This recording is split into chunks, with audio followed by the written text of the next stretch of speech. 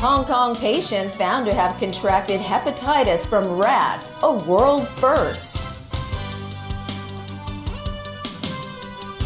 Property boom over? Home prices drop for first time since 2016. Brett groped me and tried to take off my clothes. He had a hard time because he was very inebriated and because I was wearing a one-piece bathing suit underneath my clothing. I believed he was going to rape me. I never had any sexual or physical encounter of any kind with Dr. Ford. I never attended a gathering like the one Dr. Ford describes in her allegation. I've never sexually assaulted Dr. Ford or anyone. The accuser and the accused give dramatic testimony on Capitol Hill ahead of a vote on Judge Kavanaugh's U.S. Supreme Court nomination.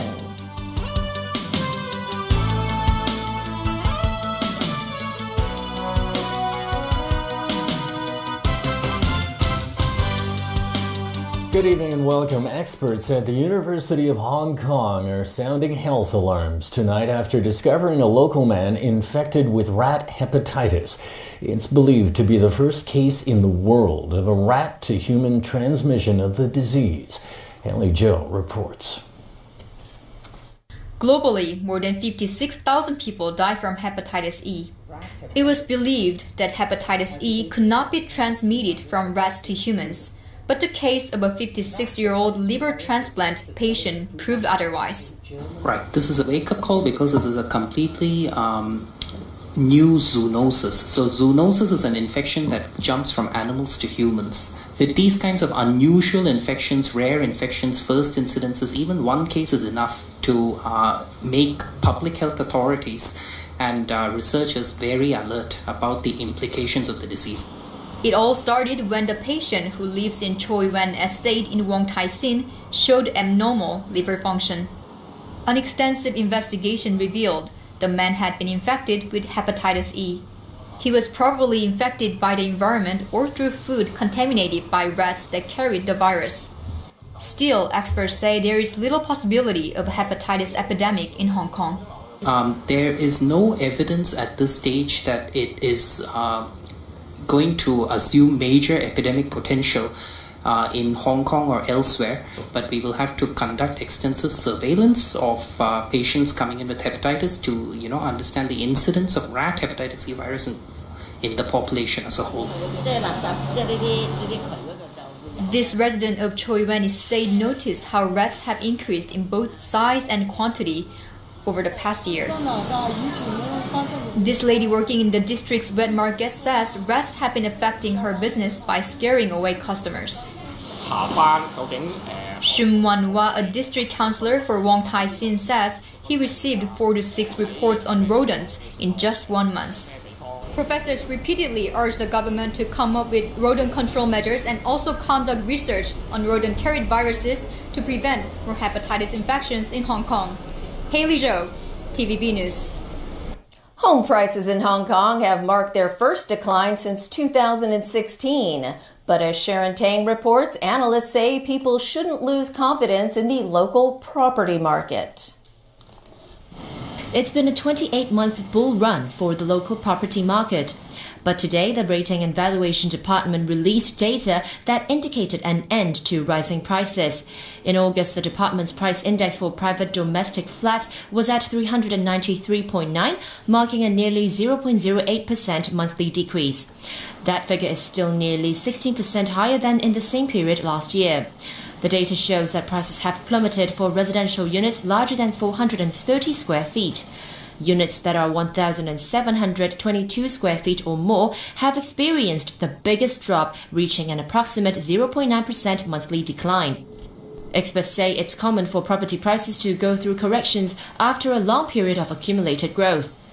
Wong Lang Seng, Senior Associate Director at Centerline Properties Research Department, says the city's housing market has been healthy all this time without excessive speculation or lending. He added that it's already been the 8th time for the United States to raise interest rates. Given people have expected another rate hike, Wong doesn't think it has triggered the drop in local property values. On a side note, a report by banking giant UBS yesterday urged investors to be selective in bubble-risk cities such as Hong Kong. That's after the lender predicted the city's real estate will remain overvalued in the near future. Sharon Tang, TVB News. Well, some good news for foreign domestic workers in Hong Kong. The government has approved an increase of their minimum allowable wage and food allowance. The minimum allowable wage will be raised by 2.5% to $4,520. Employers will also have to provide food to their workers or choose to pay them an allowance. The minimum food allowance was increased by 2.1% to $1,075. The new minimum wage and food allowance will apply to all contracts signed on or after tomorrow. Contracts signed today or earlier will still follow the old minimum allowable wage and food allowance as long as they are processed on or before October 26th. This is a circus and a political hit job. That's how U.S. Supreme Court nominee Brett Kavanaugh described a Senate hearing to decide his fate right after one woman testified that he nearly raped her 36 years ago. Judge Brett Kavanaugh began by testifying that he believes Christine Blasey Ford was molested, but he is not the culprit. I'm not questioning that Dr. Ford may have been sexually assaulted by some person in some place at some time. But I have never done this to her or to anyone. I never attended a gathering like the one Dr. Ford describes in her allegation. He responded to the allegation he may have been so drunk he can't remember the abuse. Times I had too many beers. But I did not drink beer to the point of blacking out, and I never sexually assaulted anyone. He fought back tears when he admitted his family genuinely prays for Blasey Ford. The other night, Ashley and my daughter Liza said their prayers, and little Liza, all 10 years old,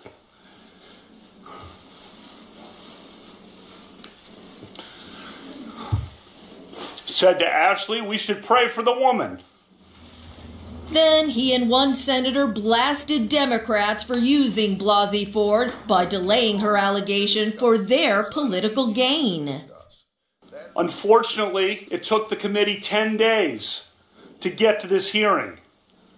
In those 10 long days, my family and my name have been totally and permanently destroyed by vicious and false additional accusations. If you wanted an FBI investigation, you could have come to us. What you want to do is destroy this guy's life, hold this seat open, and hope you win in 2020. I hope the American people can see through this sham. That you knew about it and you held it. You had no intention of protecting Dr. Ford. In a tweet, President Trump agreed with Kavanaugh that the hearing was nothing but a ploy by Democrats to obstruct his nomination. This confirmation process has become a national disgrace. The Constitution gives the Senate an important role in the confirmation process, but you have replaced advice and consent with search and destroy. This whole 2-week effort has been a calculated and orchestrated political hit, fueled with apparent pent-up anger about President Trump and the 2016 election.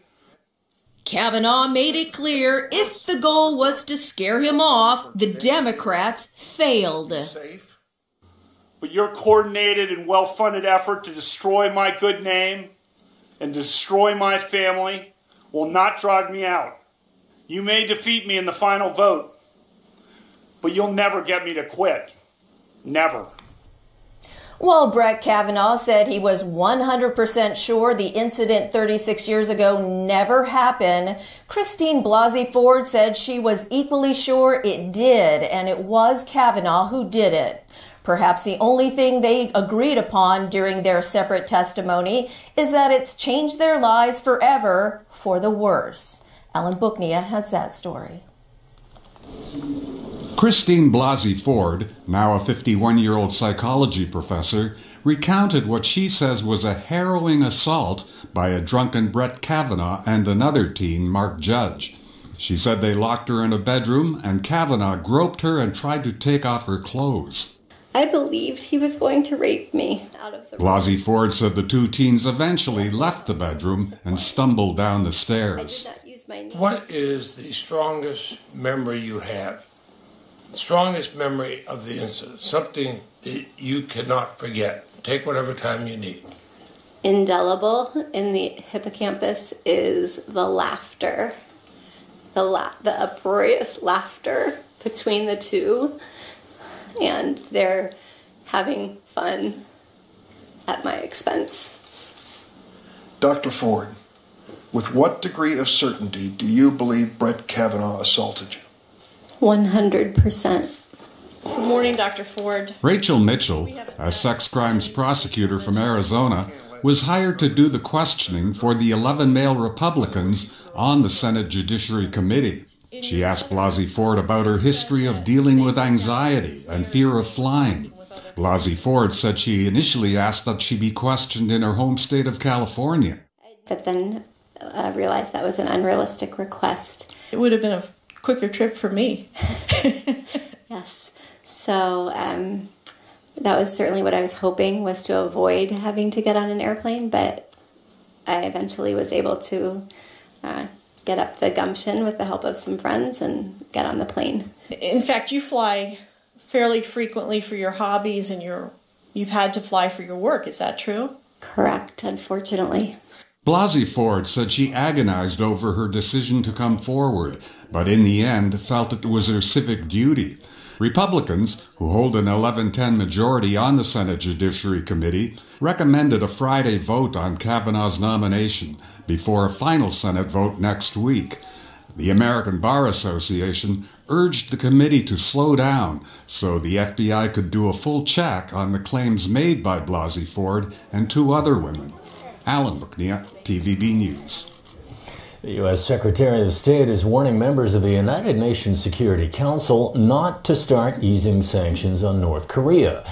Mike Pompeo is reacting to a recommendation by Foreign Minister Wang Yi to ease sanctions to reward Pyongyang for positive developments. Wang said that would encourage the North to move denuclearization further ahead.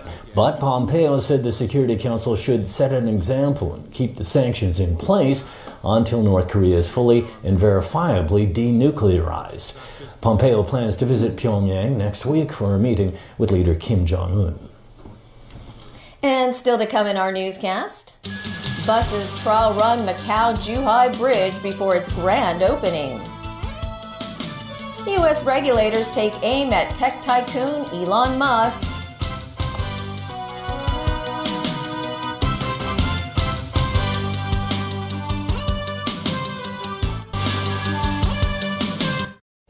Welcome to our lounge.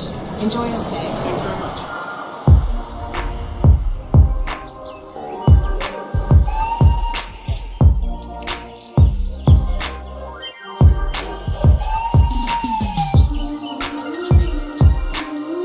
Find calm in over 1,000 airport lounges worldwide.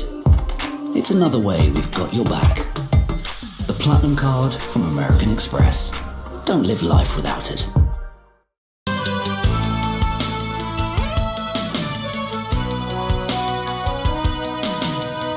Back to TVB News. 3 days of test runs on the mega bridge to Macau and Zhuhai began today.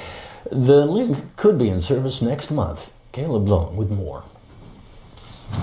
Construction work is still ongoing along the Hong Kong-Zhuhai-Macau bridge. But buses and trucks, as well as emergency vehicles, were spotted on the bridge today. That's because it's undergoing a 3-day trial run organized by the authorities of the 3 cities connected by the bridge. The exercise started this morning at 9 a.m. and will conclude on Sunday. Hong Kong-based cross-border bus companies were invited to test run their vehicles on the bridge. Staff from these companies were also asked to try out the immigration and customs services at different ports. Some said the traffic flow was smooth. It would now only take a bit more than an hour to reach Zhuhai, a trip which used to be around 4 to 5 hours. However, the road signs over at Macau and Zhuhai are not clear enough. Emergency rescue drills were also conducted this morning and this afternoon. There was a simulation of a Hong Kong bus broken down on the mainland section of the bridge. The bridge's load capacity, as well as other facilities such as signaling systems, will also be tested during these 3 days. Over in Macau, police vehicles, coaches and trucks were also running on the bridge towards the Macau port. Sources indicated that the bridge will commence service in late October at the earliest. Caleb Leung, TVB News. A woman died in a suspected hit-and-run incident this morning in Lok Ma Chau. It happened at the cross-boundary vehicle holding area at the Lok Ma Chau control point. According to police, a 67-year-old female cleaner was hit and run over by a truck at around 7 a.m. She was pronounced dead at the scene. The driver using the vehicle fled the scene and is believed to have crossed the border into the mainland. An investigation is ongoing. No arrests have been made so far. Today marks the 4th anniversary of the Occupy Central movement. An assembly to commemorate the occasion took place outside the central government offices this afternoon. It was attended by pro-democracy lawmakers, including Claudia Mo and Gary Fan. At 5:59 this evening, participants stood in silence. The time was the moment police fired tear gas at protesters, which triggered the movement. Occupy was a protest against the limitations imposed by Beijing on the political reform. Police and court intervention ended the 79-day protest in December that year. Hong Kong should develop technologies within the legal sector to facilitate the development of the Belt and Road Initiative. That's according to Chief Executive Carrie Lam, who spoke on the topic at a Law Society conference today. What distinguishes Hong Kong is a rule of law. In addition to machine learning for legal research and AI-driven program for providing simple legal advice, efficient and effective online legal services have an enormous potential, particularly in the context of the Belt and Road Initiative, where a large geographical area is covered. Overseas again, and the U.S. Securities and Exchange Commission is asking a federal court to oust billionaire Elon Musk as chairman and CEO of Tesla Incorporated. The securities watchdog accuses Musk of committing securities fraud with false statements about plans to take the company private. Musk is slamming the SEC's move as unjustified. Jeff Tang reports. Tech titan Elon Musk boasts an impressive list of achievements, being the creator of PayPal, Tesla and SpaceX, just to name a few. But the US Securities and Exchange Commission now wants to add fraud to that list.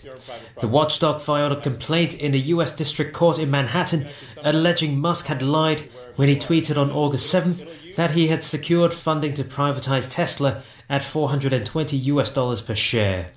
The tweet caused Tesla's share price to spike more than 6% on the same day, which led to significant market disruption. The SEC called the tweet false and misleading and said it harmed investors who bought Tesla stock after the tweet, but before accurate information about the funding was made public. While leading Tesla's investors to believe that he had a firm offer in hand, we alleged that Musk had arrived at the price of $420 by assuming a 20% premium over Tesla's then existing share price, and then rounding up to $420 because of the significance of that number in marijuana culture and his belief that his girlfriend would be amused by it. The SEC is asking the court to ban the celebrity entrepreneur from serving as an officer or director of a publicly traded company. And because the Commission does not possess any criminal enforcement power, it is also asking the court to impose a civil fine and other remedies. Musk slammed the SEC's action as unjustified. In a statement issued by Tesla, Musk says he has always taken action in the best interests of truth, transparency and investors. Musk added that integrity is the most important value in his life, and the facts will show he never compromised it in any way. Analysts say ousting Musk would be difficult and could damage the company, as the 47-year-old enjoys huge celebrity status and has more than 22 million Twitter followers. Jeff Tank, TVB News. And from